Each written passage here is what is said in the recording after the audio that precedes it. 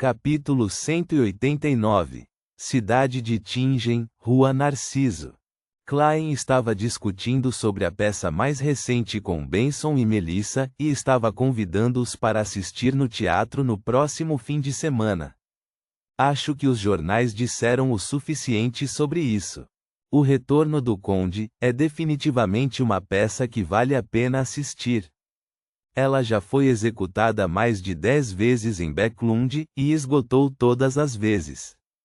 Eu acho que não devemos perder esta oportunidade. Klein, que não tinha fontes de entretenimento, não estava disposto a desistir. Afinal, ele tinha sido um fervoroso seguidor de programas de televisão na Terra. Claro, se não fosse pela manutenção da minha imagem, preferia ir a um bar e jogar bilhar. Alugar um local para tênis não seria uma má escolha também. Isso pode ser considerado como um esporte de lazer para a classe média. Com minha forma atual, desde que não encontre outros Beyonders, devo ser capaz de lidar com a maioria dos oponentes facilmente. Esquece, só pode ser um pensamento passageiro por enquanto.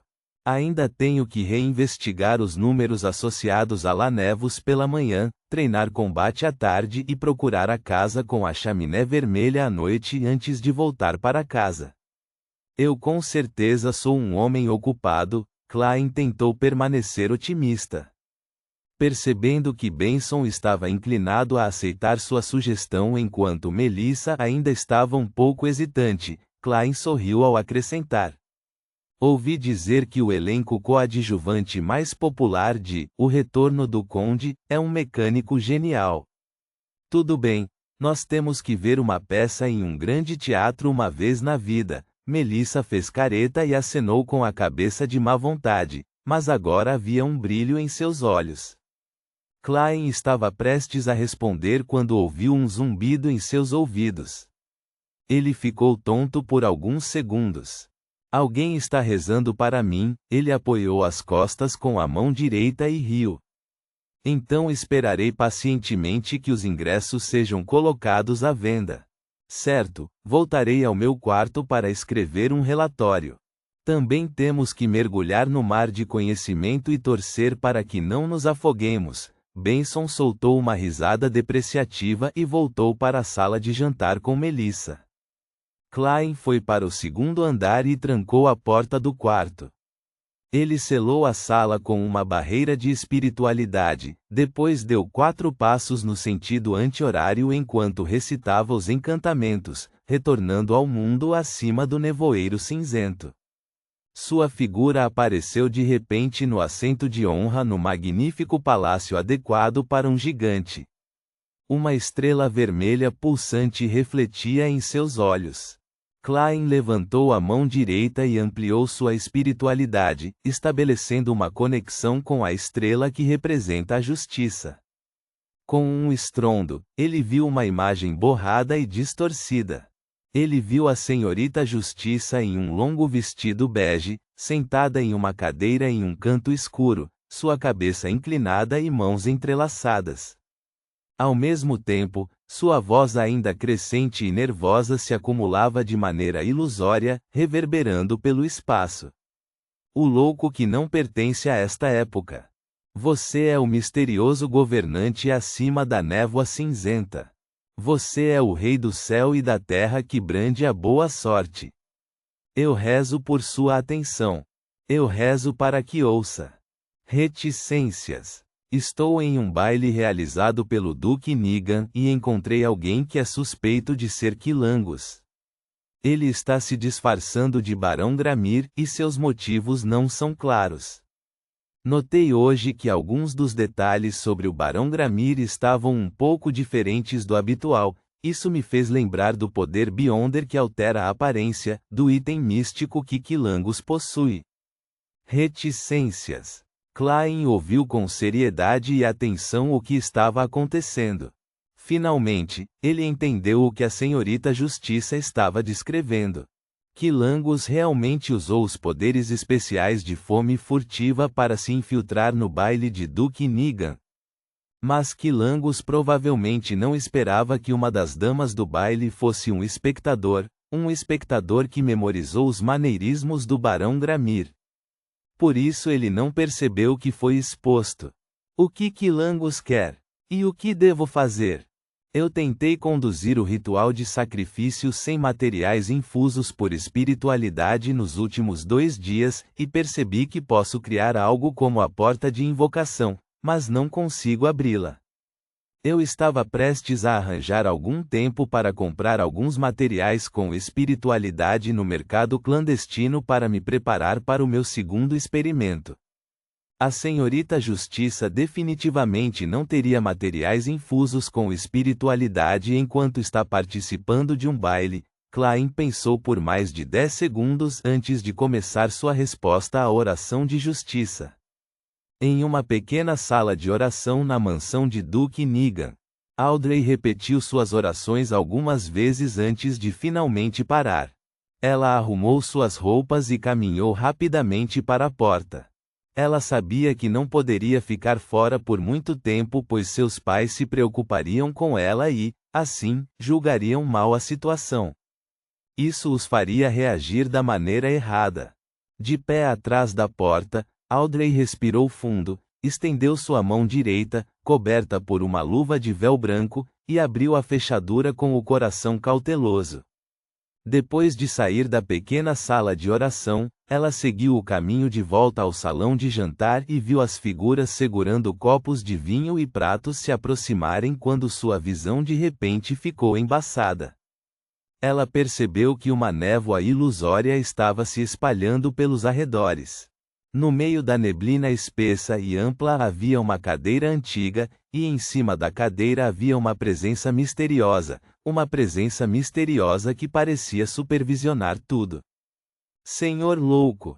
Audrey quase gritou de agradável surpresa. Ela então ouviu uma voz profunda e familiar. Estou ciente. A voz reverberou pelo espaço enquanto a névoa desaparecia. A visão de Audrey ainda estava preenchida com as imagens das longas mesas de comida e vinho, bem como das cenas movimentadas dos hóspedes que interagiam. A preocupação e o desconforto em seu coração desapareceram e ela subconscientemente endireitou as costas e entrou no salão de refeições com passos leves e caminhou em direção à sala de recreação. No magnífico palácio do mundo do nevoeiro, Klein começou a pensar em como transmitir a mensagem ao enforcado depois de terminar sua resposta à senhorita Justiça. Não posso simplesmente repetir a descrição para ele, pois isso prejudicaria minha autoridade. Afinal, que existência misteriosa assumiria pessoalmente o papel de mensageiro? Ele deliberou por quase 1 minuto antes de ter uma ideia.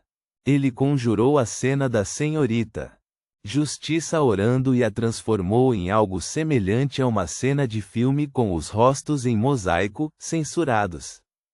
Ele então estendeu a mão e, tocando na estrela carmesim que representava o enforcado, lançou a cena para ele. Backlund, Burgo Sherwood, na Catedral do Sagrado Vento.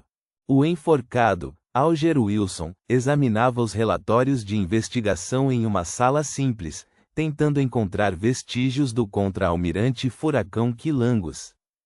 Perto de sua mão direita havia uma pilha de papel cheia de vários símbolos distorcidos. No momento em que Alger estava recostado na cadeira e esfregando os olhos, ele viu seu campo de visão ficar embaçado. Sua visão ficou preenchida com uma névoa espessa e cinza. Havia uma cadeira antiga que parecia existir eternamente no fundo da névoa sem limites. No topo da cadeira, havia uma tênue figura humana. Senhor louco, no momento em que esse pensamento surgiu, Alger viu outra figura nebulosa em um vestido bege dentro do nevoeiro branco acinzentado. Ela estava em uma posição de oração, repetindo: Estou em um baile realizado pelo Duque Negan e encontrei alguém que é suspeito de ser Quilangos. Ele está se disfarçando de Barão Gramir e seus motivos não são claros. Notei hoje que alguns dos detalhes sobre o Barão Gramir estavam um pouco diferentes do habitual. Isso me fez lembrar do poder Beyonder que altera a aparência, o item místico que Quilangus possui. Reticências. Alger ficou chocado a princípio, depois soltou um olhar de agradável surpresa. Ele pressionou a palma da mão no peito e abaixou a cabeça. Louvado seja, Senhor louco! Tudo o que viu e ouviu desapareceu antes mesmo de terminar sua frase, como se nada tivesse acontecido. Olhando para a mesa cheia de páginas do diário do Imperador Roselle e seus relatórios de investigação, as pupilas de Alger se contraíram e ele percebeu o quão poderoso o louco era mais uma vez. Essa era a Catedral do Sagrado Vento, antes a sede da Igreja do Senhor das Tempestades. Embora isso fosse história de mais de 1000 anos atrás, muitos crentes ainda viam esse lugar como sagrado. Mas o Senhor Louco ainda pôde descer sobre este espaço sem aviso prévio e dar uma resposta. Depois de quase 20 segundos de silêncio, Alger juntou suas coisas e saiu da sala. Ele iria procurar um dos cardeais da Igreja do Senhor das Tempestades, o arcebispo da diocese de Backlund, o feiticeiro de Deus, Ace Snake.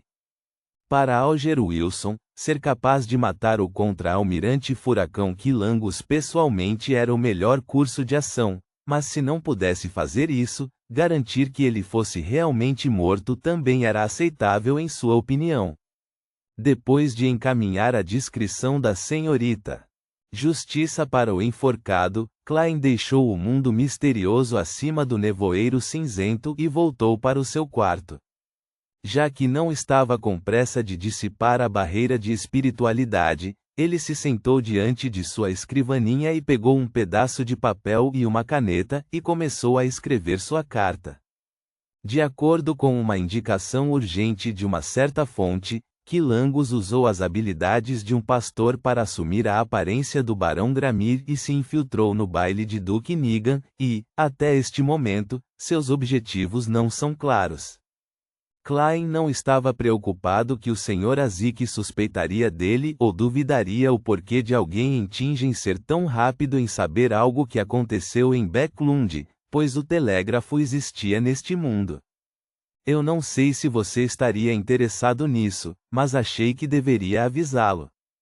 Klein rapidamente terminou a carta e dobrou o pedaço de papel. Ele então encontrou o antigo apito de cobre, levou-o à boca e deu um forte sopro. O mensageiro esqueleto gigantesco, aterrador e ilusório apareceu mais uma vez, ainda de pé no seu local original, sem se importar com sua cabeça atravessando o teto. Klein lutou contra o desejo de usar suas habilidades de palhaço para transformar a carta em uma adaga voadora. Ele jogou a carta para o mensageiro sem demora. Ele então tocou o apito de cobre mais uma vez para terminar a convocação. Klein se recompôs e passou pelos acontecimentos em sua cabeça mais uma vez. Isso era tudo o que ele podia fazer por enquanto.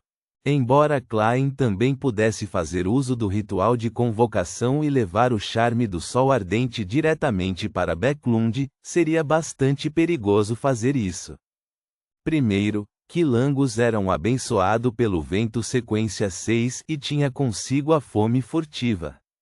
Segundo, era muito problemático. Ele teria que primeiro trazer o charme do Sol Ardente para o mundo acima do nevoeiro cinza. Terceiro, sua imagem seria afetada. Assim, ele sabiamente desistiu dessa ideia. Para ser sincero, o problema não é muito sério. Duke Nigan é o nobre mais influente fora da família real, um membro importante por trás do Partido Conservador.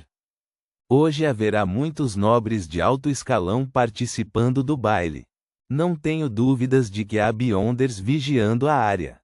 Se não fosse por essa consideração, não haveria necessidade de ele se infiltrar disfarçado no local. Já que a senhorita Justiça o notou cedo, os nobres devem estar preparados. Este incidente não deve sair de controle. Quão rápido o mensageiro do Sr. Azik é? Se ele viaja pelo mundo espiritual, Azik ainda pode chegar a tempo do prato principal, Mas se for tão lento quanto o mensageiro de Madame Daly, ele poderá ler sobre o incidente no jornal de amanhã. Klein assentiu e colocou esse incidente de lado. Afinal, não havia mais nada que ele pudesse fazer. Ponto.